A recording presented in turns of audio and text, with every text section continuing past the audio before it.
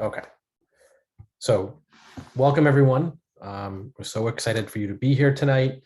I think we have an amazing presentation, and we have some wonderful people with us tonight as panelists to talk about having difficult conversations with our kids and our students.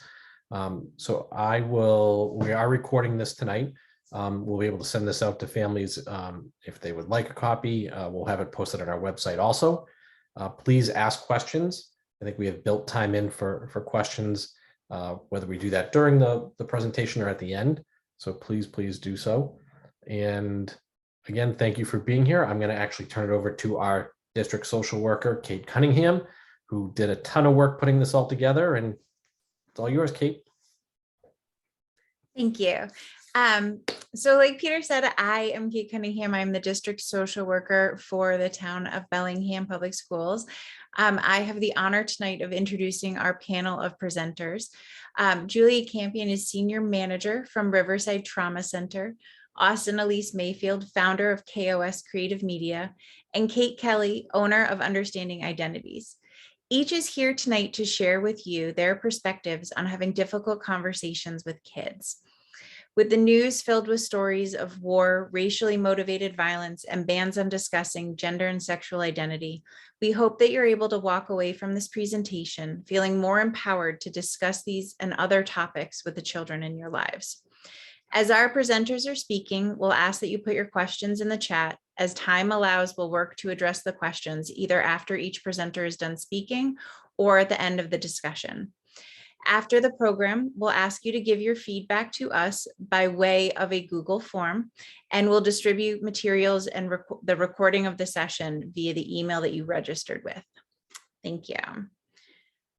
So tonight we're going to get started with Julia. Julia is a clinical social worker with over 10 years of experience in direct service and program management across diverse clinical and educational settings. As senior manager of trauma-informed care at the Riverside Trauma Center, Julia develops accessible trainings in trauma-informed practices.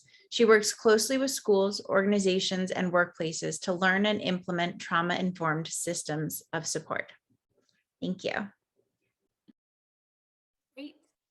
Thank you so much, Peter and Kate, and good evening, everyone. And thank you to Bellingham Public Schools for offering the chance to have this very important conversation tonight. So as Kate mentioned, I come to this work as a licensed clinical social worker. I've also been a teacher in a therapeutic school. And over the years, I've worked, oh, I see there's an echo. I'm sorry. Hopefully that clears up a little bit. I come to this work over the years, having worked with children and teens and families who have coped with challenging experiences of trauma and mental health challenges. As Kate mentioned, I work at the Riverside Trauma Center, which offers support services for schools, workplaces, and communities across Massachusetts. We provide on-site services in response to critical incidents, grief counseling, and referrals.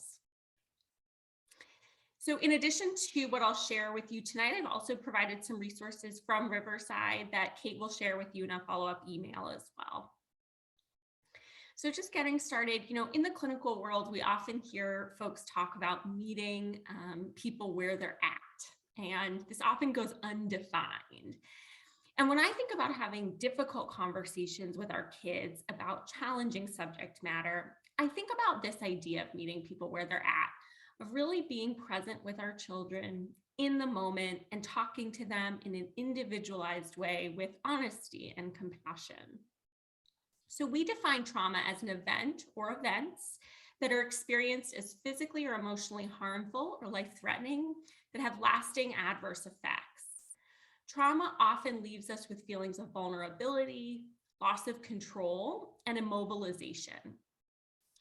Sources of trauma are known as potentially traumatic events. And because the nature of trauma is subjective, it's about a person's interpretation of an event, sources of trauma are wide and varied. Some sources of trauma include disruptive life events like the COVID-19 pandemic, natural or man-made disasters, being a victim of or witnessing violence, or experiencing accidents or illness, unexpected loss, or unexpected separation. Other sources of trauma can include experiencing housing or food instability and chronic stressors like bullying or discrimination, racism, or poverty. So as I mentioned, trauma is about a person's subjective interpretation of an event, their perception of fear or danger. The way we experience a potentially traumatic event is impacted by both who we are, our own internal characteristics, as well as the characteristics of the event and the supports we receive from our caregivers and our communities in the wake of the event. So, as I mentioned, reactions can vary. I've worked with siblings who are similar ages, and for one sibling, a move was extremely traumatic. It was very disruptive, very challenging for them to adjust to their new home. And for the second sibling, who is very similar in age, they adjusted well. They were able to integrate the change, adjust to their new home and their new school community with relatively little disruption. We think about how a person reacts to a trauma across the different aspects of their life. So these domains include things like physical, cognitive, emotional, and behavioral reactions. So starting with physical, we may see physical complaints like stomach aches or headaches, low energy. Often school nurses are one of the first people to identify after a student has experienced a trauma because we may see many more frequent visits to the school nurse.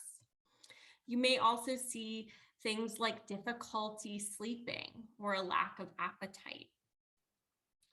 Cognitively, trauma can impact attention and focus, processing, planning, problem solving.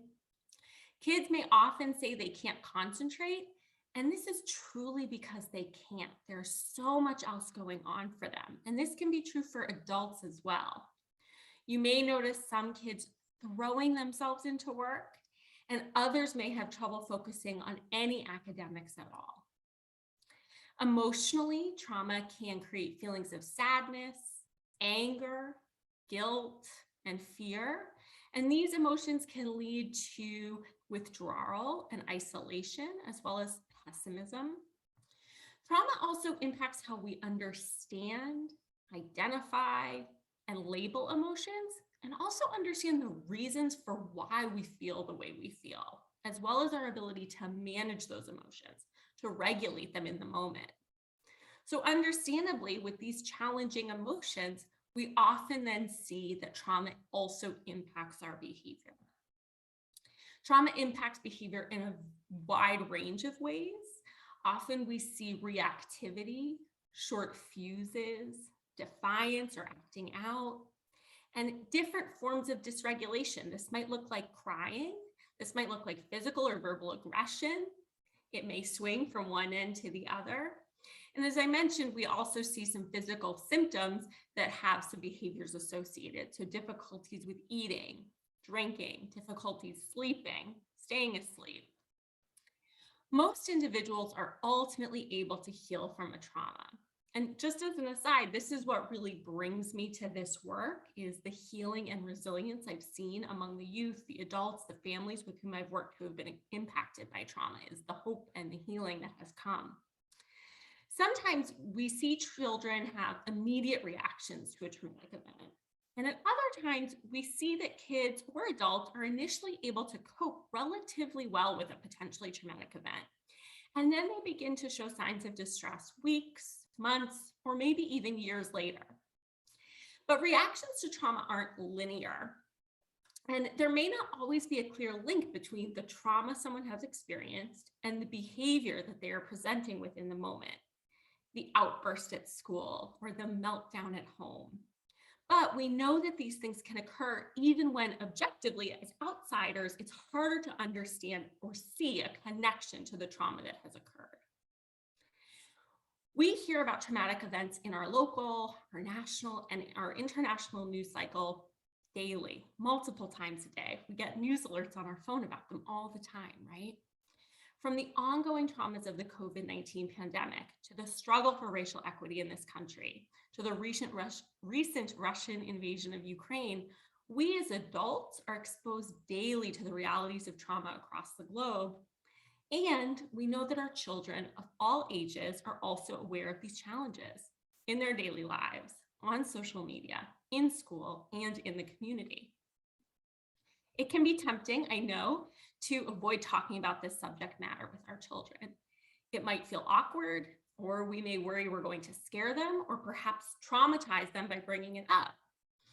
But we know from doing this work that having thoughtful and transparent conversations with our children about these difficult subjects will actually have the opposite effect. They will feel cared for and safe and equipped to handle these challenges and approach us about them in the future through having these important conversations with their caregivers. It is critical for us as adults to initiate these conversations about the most difficult subject matter with our children, because if we stay silent about issues like race and racism, for example, we may end up setting the message unintentionally that these issues are not important. So it's important to take into consideration also that traumatic events in our communities, whether that's our local or our global communities, may also remind us of traumas we have experienced in the past. Of course, these aren't easy conversations for us. So my hope tonight is to give you some strategies, some talking points, some go-to language you can use in these conversations. I'm going to offer the model of safety, predictability, and control as a framework for how we can think about approaching and engaging in these conversations. And this is one of the handouts that we'll provide to you in a follow-up email as well. So this safety, predictability, and control is our model for being trauma-informed. And it speaks to those feelings I mentioned earlier of vulnerability, loss of control, and immobilization. So safety is about minimizing harm, reducing sources of stress, and building a sense of internal, emotional, and social safety. Predictability is about considering ways to maintain or build structure and routine through rituals and schedules and proactive planning. And control is thinking about the ways we do have control and choice over the things in our lives, creating opportunities to help others and building a sense of agency. As Kate knows, I'm a planner, so the first thing I like to think about in these conversations is actually where I'm going to have them and when. What is a safe space in which children will feel relatively at ease in this conversation? What we know is that often the best time to do this is actually also when we're doing something else. Taking a walk, driving in the car, preparing or eating a meal together, doing an art activity. When I became a social worker, I assumed I'd have the most impact in my office with two chairs facing one another. And that's where the real work would happen, right? But I can say over 10 years of this work that some of the most impactful conversations I've had with children, teens, and adults occurred when we weren't looking at each other directly, when we were engaged together in a safe space and a safe activity. So you planned your space, you planned when you're going to do it. Now we think about broaching the topic. So no matter what we're talking about, whether it's a recent community trauma like a loss to the fight for racial equity throughout this country, I encourage you to start the conversation by asking your child what they already know. Listen without judgment or evaluation. Avoid that urge to minimize to protect your child and that urge to problem solve. And instead, acknowledge what you're hearing by reflecting it back to your child to just show you're listening. We want to acknowledge the feelings our children are saying and experiencing and provide support and comfort through the conversation. Another way to start the conversation is to hear to ask what they hear others are saying, what they hear their friends are talking about, or if it's relevant, what they've been talking about in school or in class. This can be helpful for a couple of reasons. And one is that it helps you understand the context of where they're learning their information. So if they tell you they're learning about the recent war in Ukraine from comments from their 11-year-old friends on Facebook, you can help them begin to become savvy purveyors of news by looking at trusted sources together, for example. So once you've heard what they know, you want to give them a chance to ask some questions. So you can say, do you have any questions about the war in Ukraine? I think this is where things can become challenging for us. Because what do we do, for example, if they ask us a question we don't have the answer to? Or perhaps more anxiety provoking for us is that these questions will open up the conversation to larger systemic or social issues. These are opportunities, challenging but important opportunities that we can talk about here. So let's start with the questions we don't have the answers to. And given the subject matter, this is likely often the case. So for example, when will this war be over? When will the COVID-19 pandemic be over? We want to answer honestly and thoughtfully, taking into account these concepts of safety and predictability and control. So of course, we don't know when either of those things will be over. We wish we did, right? And the uncertainty makes it all the more frightening. So we can say just that, but communicate it in a way that we aren't passing on our own anxiety. So for example, that's such a good question, and one I think a lot of people are wondering. It's so common for us to want to know when something will end, especially something scary like this. But unfortunately, we don't know when this will end. What we do know is there are a lot of people working very hard to restore peace in Ukraine. When we're talking about a subject like racial violence with our children, this is more challenging, but such important questions may come up. For example, why? Why was George Floyd killed? Or why are the football players kneeling during the national anthem? This creates an opportunity to talk about racism, both the current and historic reality of racism, racial violence, and inequity in our country. These conversations will look different for every family and will be influenced by your family's identities. For white families, these conversations may not come up as naturally, but are extremely important to have so that we are recognizing and acknowledging how we as white people benefit from systems that disadvantage families and people of color. For families of color, these conversations may come up as children and adults encounter racism in daily life. To prepare for this evening, I read recommendations myself around how families of color can address these realities with their children.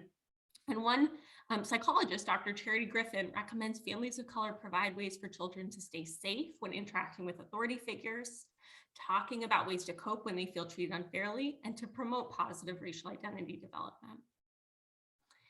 During periods of traumatic events, it can be helpful at times to also monitor media access, our own and our children's.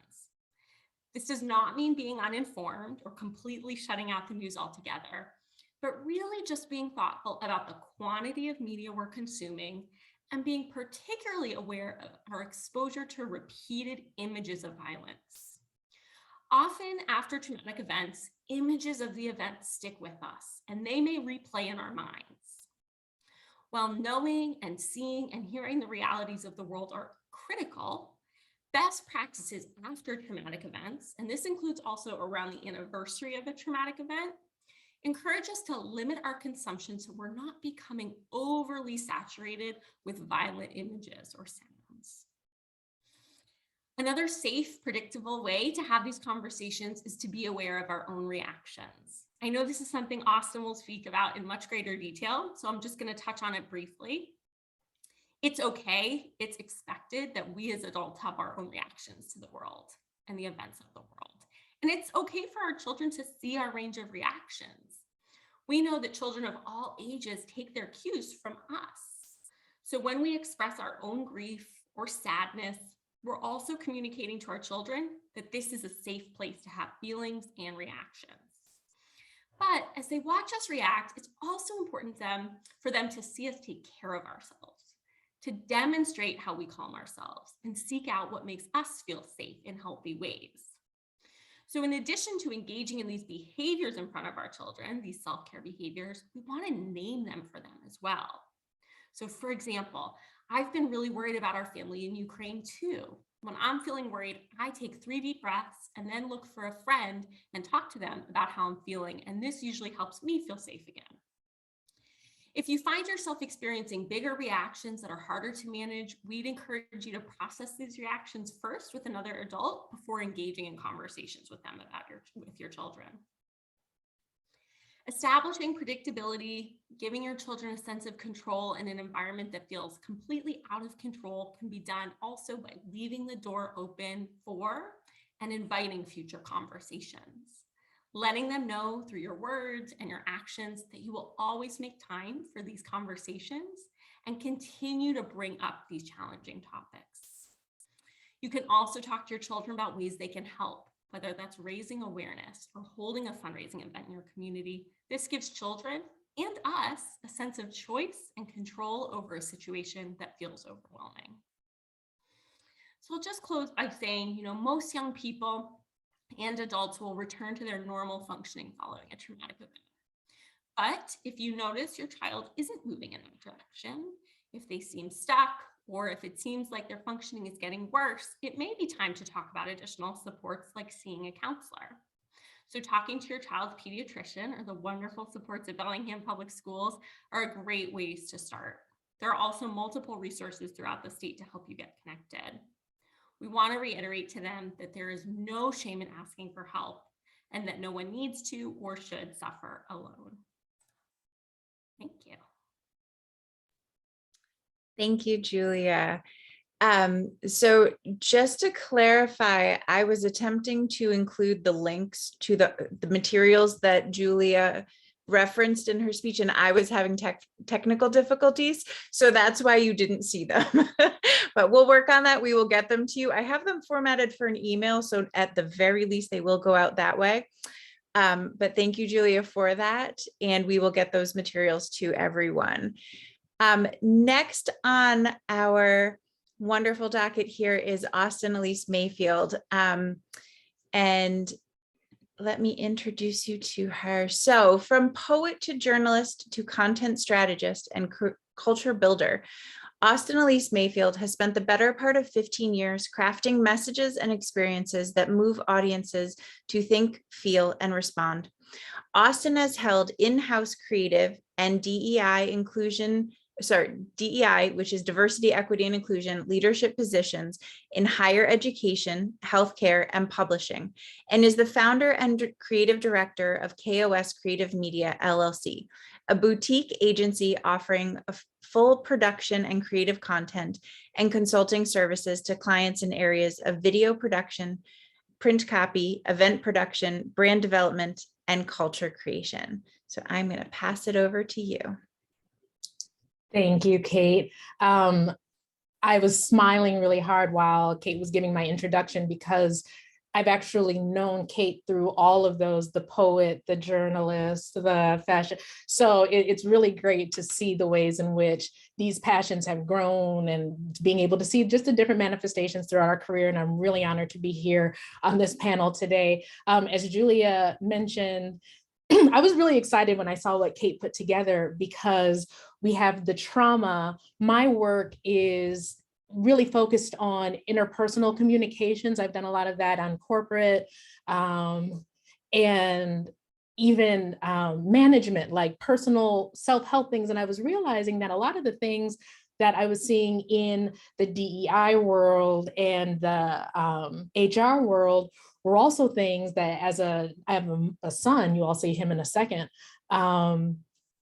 These were all communication things and the way that the thread that that goes through them and even how we learn about ourselves. So my role is sort of thinking about ourselves in these contexts. So we're here in a conversation. Julia told us a little bit about what could be happening in events and how can we respond. And I just really want to talk about how do we prepare ourselves? What are our own barriers in communication as we sit down? And so this is sort of a best practices across age groups. Peter, we can go ahead and do the first slide. Can we talk? Okay. When I was looking for content for this, I came across this picture. I was like, this is it. This is the look of joy, surprise, horror, these things, all the emotions that we could possibly feel when we're getting ready to have these conversations. But these are just a few thoughts that I put together, and there will be some reference slides that Kate will send out in the after email, but thoughts about how we get down to great conversations with our kids and other people too. Next slide.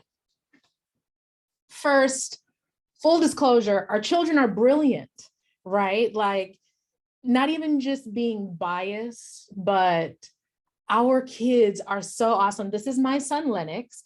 This was taken about a year ago. It was on Mother's Day, actually, just before he turned 3. And so now he's getting ready to turn 4.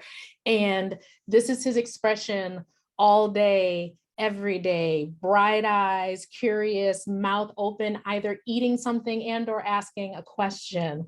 I like to say he's a part sponge meets calculator, meets supercomputer, meets unlimited cloud storage, meets snack vacuum, meets often unflattering mirror. And in that unflattering mirror, I'm talking about the ways in which, as a mother, I see so much of myself in him, even when I'm doing the good, discipline stuff. Like, even the other day, he said directly to me, well, you need to pick that up because it doesn't belong there. And I was like, excuse me, what do you mean it doesn't belong? But then I was like, oh, wait, that's literally what he hears me say. Okay, note to self, if I don't want that energy, I'm going to have to shift some of that even direct energy, right? And so some of you, I'm preaching to the choir, you've been doing this much longer than me. I've only been in the game for about 4 years, but all these things that people pay lots of money for, and marriage counseling and leadership things, and still go see professionals,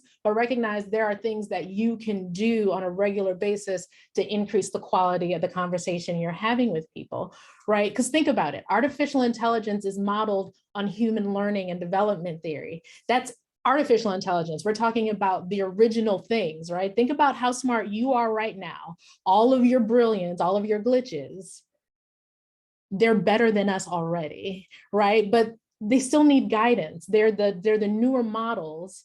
And this little kid I learned so much from him on a regular basis. So that's the plus side. Plus side, our children are brilliant. Next slide.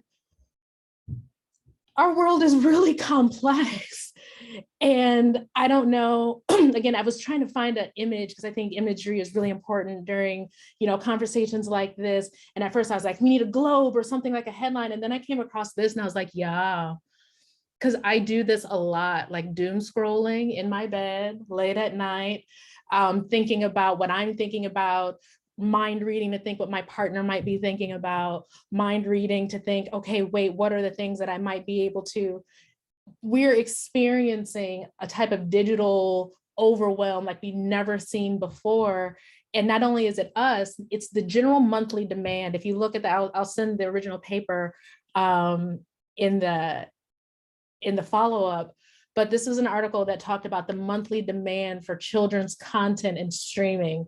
And if you look staggering, it says all other content. I was trying to figure out a way to do safe searches to see if this included adult content. I am not sure, but it says all other content. So it's likely that the desire for things that reach our kids is outdoing, gaming, gambling, any other vice you can think of, right? It's the kids' content desire is there. So we can't avoid engaging with them about a world where not only are we consuming for them, but they're consumers in their own rights, right? Next slide. So these are just 5 strategies, and I didn't do the thing where we'll have like lots of different slides. I just wanted to have these points up. And honestly, listen, our kids are human. And there are practices that elevate the quality of conversations we have with the people around us, period. And as adults, as caregivers, as parents, this content is really helpful. I like to say this is good for, where's that blessed? Okay. For anyone who is excited about, progressive, like the world being a better place. These are good things to know, whether you are a parent, guardian, it doesn't matter. The picture right after Lennox, actually, Kate, can you go, or Peter, can you go back to so we can look at the picture of Lennox? Because I just want you all to experience what I was experiencing the other day. So this little boy is obsessed with geography. I don't know how I ended up with such a brilliant kid, but I mean, he knows all of the states and capitals. He knows different countries' flags. I don't know why he just got on it one day and YouTube took him in a good place. I don't know what to say. My pediatrician would not be thrilled with the amount that he has watched, but she'd be amazed with the amount that he's learned. So he loves geography. He's always running around talking about different flags. And the other day, out of nowhere, because we don't really talk, we follow a lot of Julia's advice, especially for younger children. We don't talk a lot about, but somehow he has heard Russia and Ukraine. And so the 3-year-old, again, not yet 4, doing all this talking, says out of nowhere, Mom, Russia and Ukraine are both good, right? Ah, okay. First of all, I am not prepared, but thinking about just the necessary violence, like I can't go back to the Cold War. Like this is not the, take down this wall. I can't do that. So what I said was, well, both countries have a lot of people in them. And right now, the people in charge of Russia think they should have access and say over some things that are happening in Ukraine. And the Ukraine doesn't think that that's really fair right now. So they're having a disagreement about that. Oh, he was quiet for about 2 seconds. And then he said, I think Russia needs some quiet time. And I said, yes, that seems to be a lot of people think Russia. So again, like he's 3, but he understands the very basic concept of, government sanctions, right? Because that's what we're talking about. And so when I say our children are brilliant and that all this content is coming at them, none of his interest in geography, none of the children's YouTube videos that he talked about, that they weren't talking about that, but what he was interested in and what he heard in the world around him really connected. So what I tried to do in that conversation, now we can go back to the list slide, I tried to model as much of this as possible. So when we talk about remaining, I'm talking about you as the adult in this conversation, right? The first thing I would say is remain curious, right? Self-awareness is, your key, right? You need to watch if you're projecting or you're letting your own biases sneak in. We talk about biases, it could be things like, gender pronouns, or even just pretty girl or homeless person, right? How are we describing things? If there is something, I like to talk about bandwidth bias a lot, because a lot of times as parents, we're tired. And sometimes it's okay to put a conversation on the shelf, right? Because if you're too tired to even be talking about this right now, maybe now is not a good time. Maybe this is something aching, experiencing the loss of a loved one, maybe opioid epidemic, right? Are you too scared or too overwhelmed to be talking about this right now? It's okay, but you need to be curious about yourself and curious about what information is being given to you by the child you're speaking to. And I think it's also really important to remain curious about the situation, right? So this is a curious triptych here. So curious about you, being self-aware, staying, listening, and encouraging critical thinking with who you're talking to, but then also encouraging critical thinking and curiosity for yourself. What information can you avail yourself of, right? Is your own understanding a barrier in that moment? And if so, how can you change it, And I think Julie also mentioned finding out what they know. Again, remaining an open ear. I would say remain compassionate with yourself, with the child, and then also with whatever the situation is, right? If you notice, or you may not have noticed this, there's not a picture of my husband in this presentation. It is not because I do not love him. I love him very much. It's because I forgot to ask him when I was pulling pictures, and he does not really love all the photos of him. There's a couple of him that I think, but if I would have done this presentation and I would have put this picture in and I told him later, then he'd be like, he wouldn't have said anything, but I know that after all these years with him, if I would have done that without asking, that would have been hurtful for him. So I didn't do it, right? Similarly, thinking about the space that other people take up as we're dealing in these tough conversations, right? Don't think about immediately, well, I want to talk about this and our family needs to talk about this right now. Maybe, but also, having a lot of discernment around these moments. Remember to address feelings, yours and theirs. Affirm that it's okay to feel a range of emotions, even frustration and anger. We can talk about good responses to that frustration and anger, but there's nothing wrong with feeling the feeling and validating the feeling. And be sensitive to your kids' emotions and temperament. There may be a time to have the talk about the thing, but it could be that in that moment, what they just need is comfort and reassurance, kind of what Julia mentioned. So just make sure that as you're having the conversation, you're remaining compassionate for the person in front of you that is either likely in your charge or a kid you care about. So the third one, remain authentic. And I'm going to go into management theory a little bit. There's a great leader trainer called Heather Younger, and she talks about caring leadership. And as I've read some of her work, I was just like, man, I feel like my mom put me through management training. I feel like my mom is a caring leader. She's doing this. And it was just thinking about the ways in which there's so much relational, even in our workspaces. But again, especially in our families, which are built on these relationships, there's this idea of selective vulnerability, right? When you as a person in power with responsibilities, you don't want to unload on your child, but you also don't want to let your child develop an unrealistic sense of resilience, right? I think one of the things that I thought a lot of the adults, I'm from the Midwest, a lot of the adults, again, salt of the earth people, like I had no idea about some of the struggles. And I think at certain times, like when I was 7, perhaps I didn't need to know. But as I got older, the lack of vulnerability, the selective vulnerability really came to play because I thought I was failing. And I was like, oh my goodness, this is everybody I know, they didn't have these problems. And now that I'm an adult, they're like, oh yeah, because so-and-so and so-and-so. And well, her daughter, had to, was dealing with, and I was like, well, thank you, not for gossiping, but this is a space where I thought it was just me. And finding spaces to be selectively vulnerable. I made a huge mistake. I left the Zesty Ranch veggie straws at Target after I had paid for them, and Lennox was not pleased. He reminded me again this morning, Mom, next time, don't forget it. Why are you forgetting things? And I just had to tell him. He literally, I'm not joking, this is what he said. And so I just said, babe, sometimes mommies forget things. Sometimes daddies forget things. You know how you forget stuff? I do it too. And he was like, I guess, but really don't forget. But there's forgiveness, there's a lot of grace, except unless you leave the Zesty Ranch veggie straws.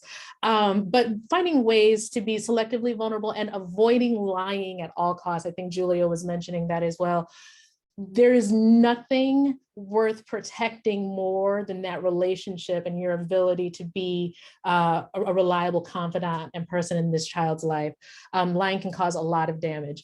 Be valued centered, remain valued centered. And that's one of the ways where you don't have to know how it all ends, but you can talk about your personal values and the things that you want for them as a parent, right? When we send the email, there's this really great idea about like these morality paradigms and spaces where a lot of times we see this come up in politics because people are like, oh, well, this is about loyalty. Well, it's like, yes, but loyalty is one thing, but what about oppression? Or what about sanctity versus degradation? But what about authority versus subversion? And there are lots of little things, but knowing the things that are important to you and understanding what might actually be at play so that you can talk about your values. Like for me, care and harm, I'm a big do no harm person. So if I see something that's harm, I'm going to talk to my child about it in terms of my personal value of care and mitigating harm. So those are the ways that for our family, that's really important. And I think understanding the drivers for you that lead you to your solutions and your critical thoughts are really important. The last one is remain available, use vocabulary, ideas, and relationships that they're familiar with. do that at all age levels. Again, they'll surprise you. Create a safe space for discussion.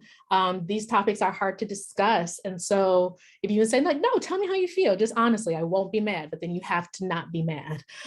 You have to just listen. Even if you hear something really frustrating, again, the 3-year-old said something that was really skewed on like a gender chauvinism thing. And I was like, where did he get that? And I had to take a moment. I was like, well, you know, girls can do anything boys can do. Well, I don't know about that, mommy. And we had a moment. Again, it's like it's Women's History Month. You can't, not now. But using the things that he understood, talking through that, and even at an early age being like, yeah, no, we don't do that. We don't talk like that here. And then providing context and perspective, and then even exploring together again across age groups. There are ways that both you as the adult in the situation can both model learning and model these really important respectful and respect-centered ways that we can enter into conversation with another. Last slide.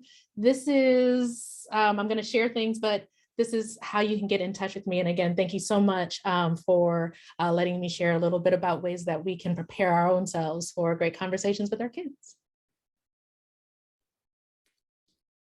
Great. Thank you for that, Austin. Really appreciate it. So wonderful to hear stories about Lennox. So as we move on next, again, if you have any questions while we're moving along, feel free to put them in the chat. It's looking like we will have mostly a question and answer at the end if there are outstanding questions.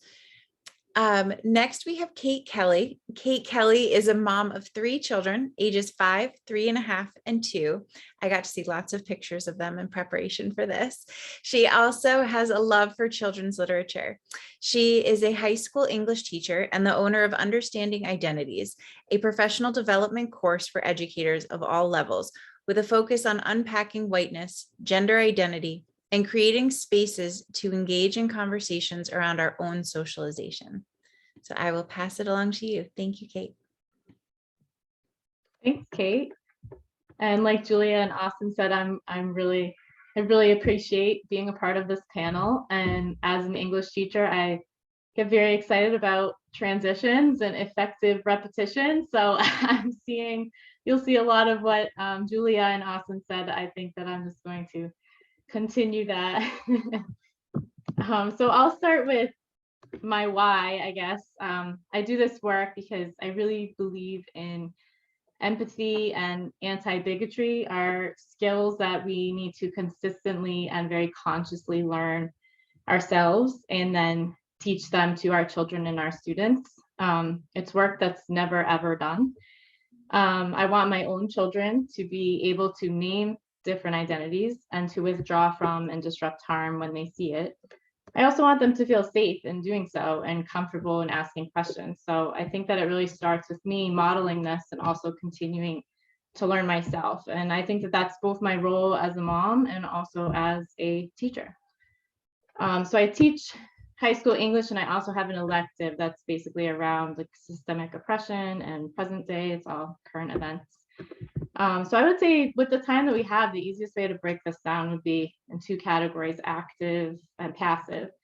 And I think what many of us do is discuss identity when a problem arises, and that's more passive socialization, since these identities are not seen as relevant until they're negatively relevant. So what we want to try is active socialization, talking to our children about their race, their family, their gender, and make it known that these identities really matter in our society, even if you believe that they shouldn't matter, they really do matter. If they view their own race and their own gender as relevant and valid, then they're apt to see people different from them as relevant and valid too. And it won't be a shock when they see someone different from them in the grocery store. Sometimes it still is a shock with all of the work, that I do with books. Sometimes my kids, it hasn't happened yet, but I remember my mom telling me the story about my brother being like, "Mom, his skin is so dark," in the aisle of a grocery store. And in those moments, you can think about like, yeah, remember when we talked about these books that we read about some people have dark skin, some people have light skin, some girls have short hair, some families have 2 moms and 2 dads. So with this active socialization, we need to create a racial identity and gender identity for our kids and give them spaces to safely wonder and to encourage that wonder. So this quote I want to share from you from Beverly Daniel Tatum. She wrote one of her famous works, is Why Do All the Black Kids Sit Together in the Cafeteria? And I really liked what she says when she said that in the traditional context of race, there are only 3 ways to be white: ignorant, colorblind, and racist. With options like these, she asks, who would choose to identify with their whiteness? She suggests that we have to create a 4th way to be white, the anti-racist white identity. So I think you can swap out, you know, anti-racist for anti-sexist, anti-homophobic, anti-transphobic. Okay, so like how do you do that? So you can think about the 2 ways again. There's proactive and reactive, and you need both of them. Both are essential. I think starting with the idea of representation. So as Julia mentioned earlier, we don't want to only focus on the oppression and become oversaturated with these images of violence. So we can use books to balance the joy and balance the human within, you know, these flawed systems that we have. We want to be showing images of people sharing love and laughter and traditions and hopes. So thinking about, and this is where Austin was talking about the mirror, and considering books and movies as mirrors, windows, and sliding glass doors. So a mirror is when you see yourself in what you're reading or viewing. Their story really resonates with yours. A window is you're looking in to someone else's life, learning about something that you haven't experienced. And a sliding glass door is when it feels like you're opening the door and you're stepping into their world for a little while and really feeling like you're a part of it for a little bit. I like to see, you know, when I'm picking out resources for my students and my children, I like to think of it that way instead of just like a diverse text list. I think that calling something a diverse text still centers you as the norm and everyone else as the other. Whereas mirrors, windows, and sliding glass doors opens up the possibilities for connections across racial and gender identities, and it allows us to focus on stories rather than just like checking boxes like, okay, sweet, I got a Muslim, I got a woman, you know. If you don't know where to begin, I think it's okay to begin that way, but just know that it's not a checked box. Like you want to constantly be sharing stories. So I think while you're sharing these stories, you just pause and you stop and ask your child or your student like, what they notice. You know, what do you see? What do you see that's like you? What do you see that's different from you? I have a few books that I've used with my own children, and then I'll share out I have so many books. So I have a 1-pager resource PDF that will be shared out to you, but it has my email on it. So I really encourage you to reach out to me if you're looking for something very specific, a specific topic. I will find it for you, or I may have already read it, especially in children's books. So I like this book. There's a whole series, She Persisted. But this one I really like because She Persisted in Sports, and it does a nice job of showing different abilities, showing different race and ethnicities.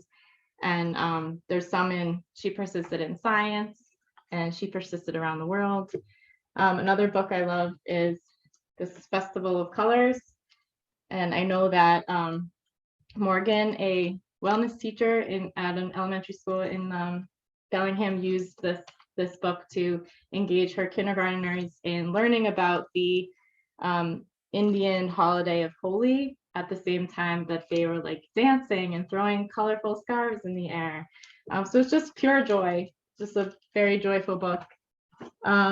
This is a really funny story about 2 gay bunnies and how they're not allowed to marry, and they find a way to marry. It's also a satire, so you could go deeper with it because it's, you know, mocking a former vice president. So you could completely leave that out, or you could teach satire. And then this book is Eyes That Kiss in the Corners, and Joanna Ho has several books, and it's just showing different Asian identities as beautiful. I have a few others that I can add to the PDF, but there's like some short films that won an Oscar. It's called Hair Love. There's another book about a Peruvian girl who has a very, very long name, and it's all about how her name is very beautiful. A YA text that I'm actually using in my classroom right now with book clubs is Free Lunch, and it's true story. It's a memoir. It's all about poverty and this 12-year-old boy being on the free and reduced lunch program in the 1980s, and just the stigma around that. But it's like told from his perspective. So 12-year-old boys can be really hilarious. So by doing this, by starting that way, you're building empathy. And then when it comes time to discuss the hard truths, you know, that aren't always solved with literature as much as I wish that they could be, the reality is that they're not. So if children have empathy through fiction or through nonfiction, they can better understand the issues and see the human within them. Another quote I just want to share out with you by Dr. Rudine Sims Bishop says that we're realistic enough to know that literature, no matter how powerful, has its limits. It won't take the homeless off our streets.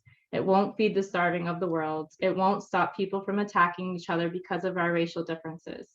It won't stamp out the scourge of drugs. It could, however, help us to understand each other better by helping to change our attitudes towards difference.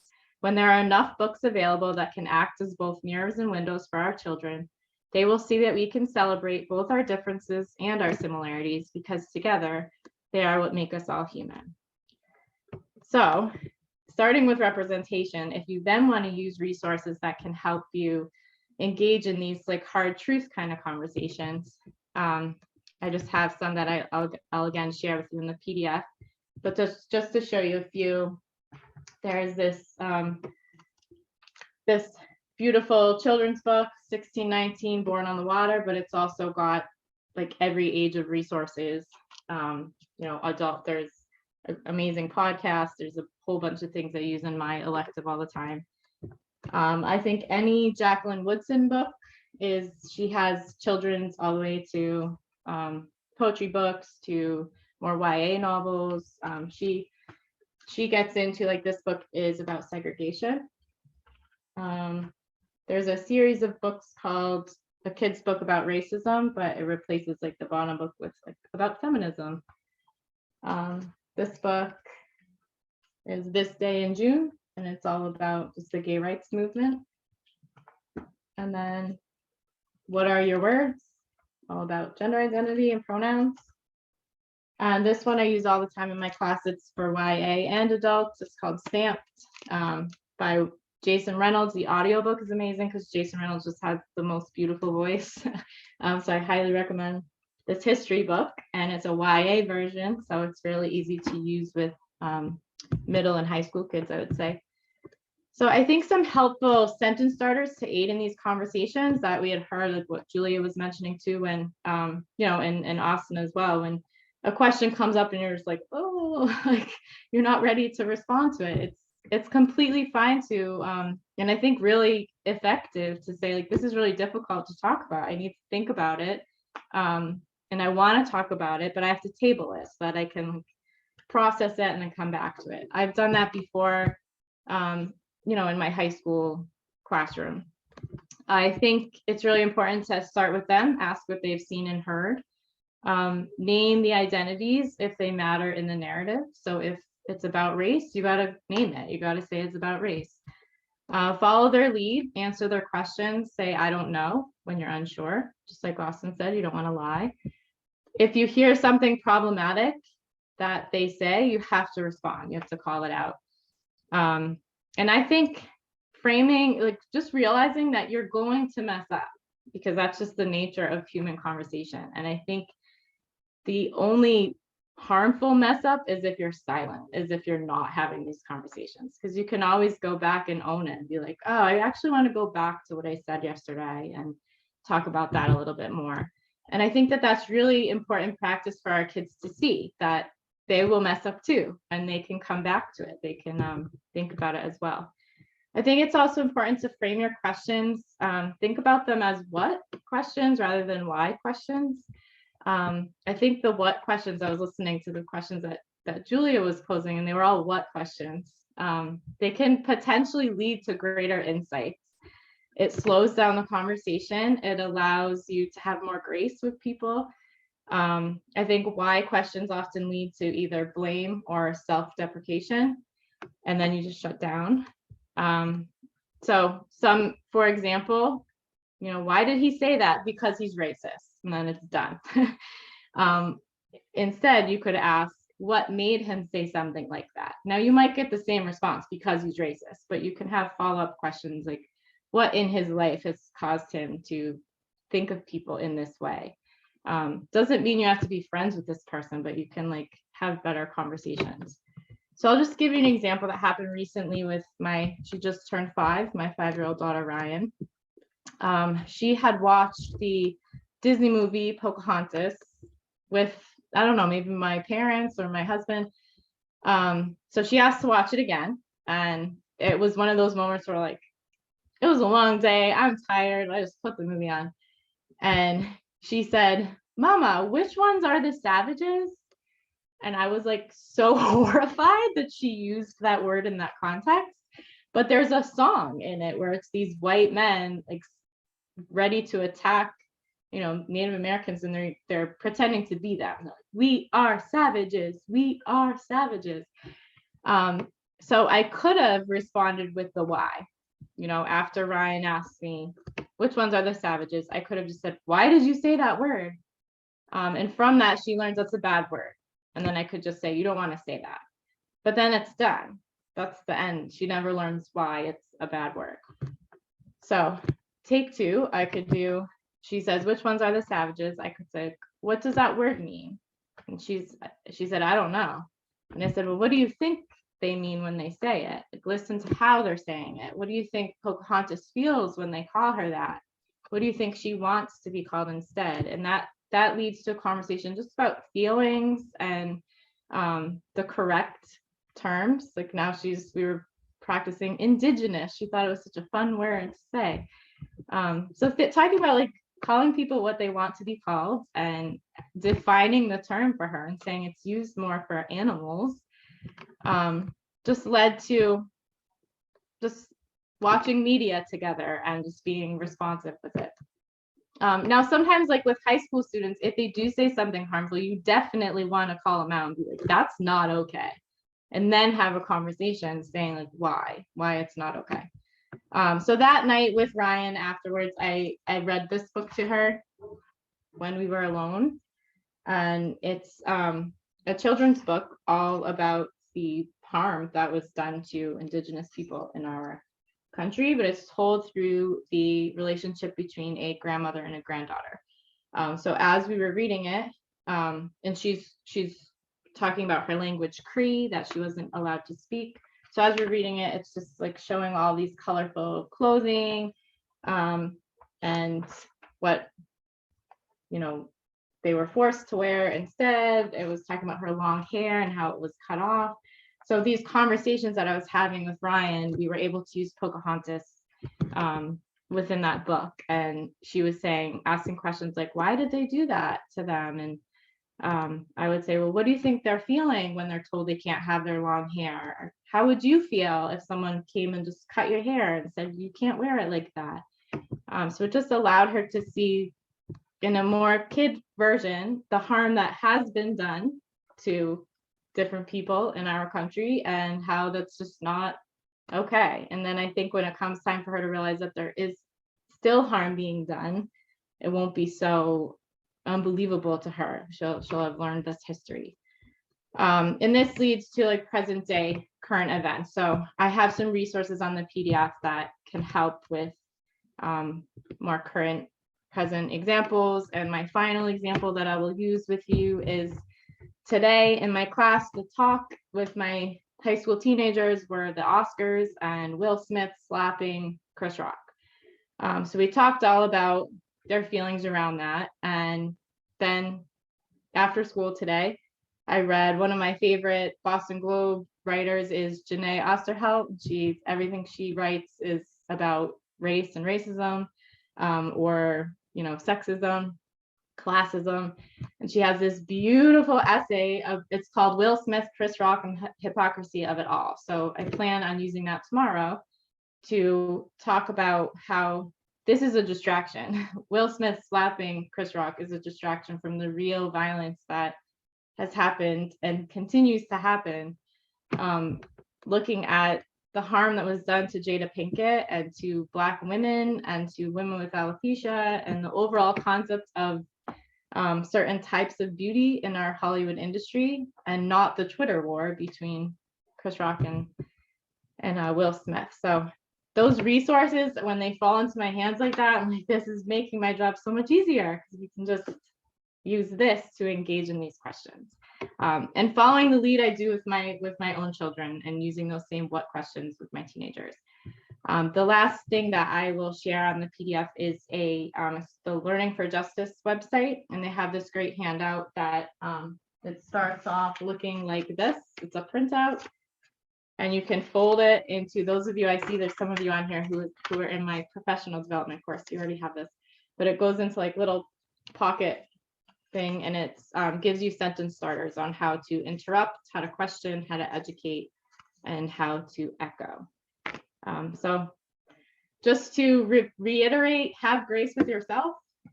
You are a human being, and as long as you're trying to engage in these conversations, it's teaching our kids to do the same.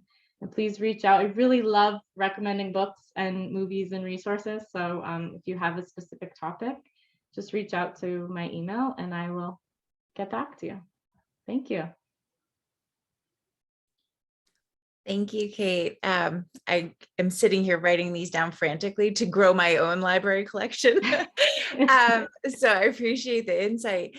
I'm going to ask that anyone who has lingering questions to please put it in the chat so that we can address it. I don't have any currently, but we'll give it just a moment to allow for anyone that might have a question to type it in. So please do so. There was a thing that someone said, and I can't remember, but I'm just so excited. There's so many things. I too was over here like writing things down furiously. One of the things that I think has been really great for me, honestly, has been even finding content that works for Linux, because honestly, it works for me too. Again, there are so many things where I'm like, I don't even know how to start this, and not even books that are necessarily about a topic, but again, going back to this mirrors, windows, sliding doors, just the importance of different types of stories, right? And finding them and learning what it means to tell stories, right? And being able to think creatively. Again, really big part of how we communicate, how we're able to share with ourselves. When I put my sheet together as well, there's really, it's an app called Read Writer, and I think it's free, but it's a great app and kids can actually make their own stories and share them. And it's so fabulous. And you can if you're an educator, you can get the school district to get it, but there's a free version for students and parents. But just like getting into the habit of telling stories and understanding how to listen comprehensively and speak like clear points into the things. I mean, it's a really great resource. I love it. We're doing something today and I can't wait to put a book together for one of our friends and be like, we wrote a book for you. And just really being able to learn how to listen and put a narrative together so you can connect dots, because that's really a part of critical thinking as well. So I'm going to jump in. I just want to say, so we don't have any current questions in the chat, but if anybody has any questions, they certainly can email them out to us and we can get back to you. I want to say thank you to our panelists. Awesome job. I was so impressed with your work and your words. So again, thank you so much. Thank you to Kate for putting this all together. Really, something that we need to do more of and engaging our families and our staff in some of these really critical conversations that need to happen throughout the district and for all families. So appreciate all the work everyone has done. Kate, we're going to send out some info for people who registered. They'll be able to get the video which we're recording tonight, and then any of the materials that we have, we'll send out also, correct? Yes, we will send everything out with the links. Hopefully, I will get that to work. Just please bear with us while we work out the technical aspects of this. I am a social worker and therapist, not great with converting things to YouTube videos, but I will get there. I just need to ask for help when I have to. One question actually just popped up, and it says, and so we're mostly talking about how some of the topics that we're bringing up, how the community support it, and people accusing districts of critical race theory in school. And I think that that is a hot button topic that I wonder if anybody would, this question is specifically for Kate, but it could be open to anyone about how when things that are that highly triggered and sensitive in a community are brought up. Yeah, I can start with that one. I have in my school district, I'm very lucky to have incredible support. We have new administrators this year, and they're all just phenomenal. I've always had support from my department head, but I haven't always had support from, previous principals. There was a lot of, not like he was pushing back, but it was some hesitancy around like, I don't know, like thinking more about the naysayers than about like the good that these works would be doing. So it's a very real thing to be considering. And I feel that's something else I can email out, but I've worked on creating responses with my, my department, with the professional development participants that I work with, responses to those type of debates that come up, because I just think you never want to stop teaching materials like this, but you do want to have a very tight response that they can't argue against. So I can share some of those out, like some of the sample ones, a sentence starter type of things that you could use as a guide. And I was just looking who we are. I haven't taken this up.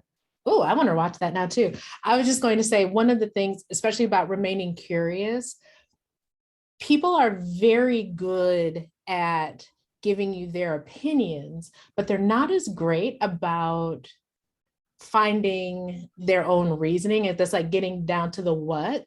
Right. And so I would say, especially in these spaces where, whether it's a family member or faculty or another, staff member or colleagues, like, well, this sounds like CRT. Just like, what do you mean? Just honestly, it's like no, like, I'm not sure what you mean when you say, is this part of critical race theory? This is just a story about what happened to Indigenous people during the 18th, like, this happened.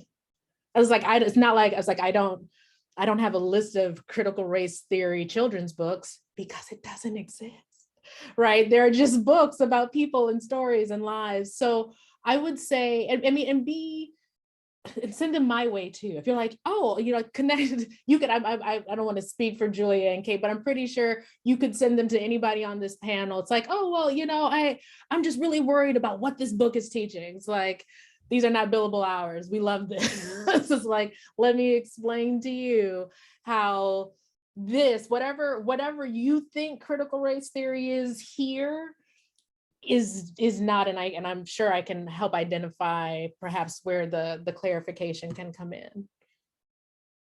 Just ask them, just remain curious, because I think people just say things sometimes. Like someone said something the other day, was like, well, that just seems really Marxist. Have you read Marx? Like, again, I can neither confirm nor deny if that is very Marxist, because I'm not an economist. From what I know of Marx, what you're talking about, I don't know if Marx actually says anything about that, but let's look into it. Most of the time people, because what they're trying to cause is friction. And when they don't get that, and they actually have to do the work of reading the thing that they're railing against, they seem to disappear. Excellent. Thank you guys so much. And one last, what a fabulous presentation. Thank you from one of our participants. So excellent. So that concludes our presentation tonight. Again, this is being recorded. We'll send this out to folks and all the materials that accompany it. Again, thank you all so much for participating and being part of this panel presentation. And thank you all for coming tonight, family and staff. We really appreciate it. Thanks, everyone. Good night.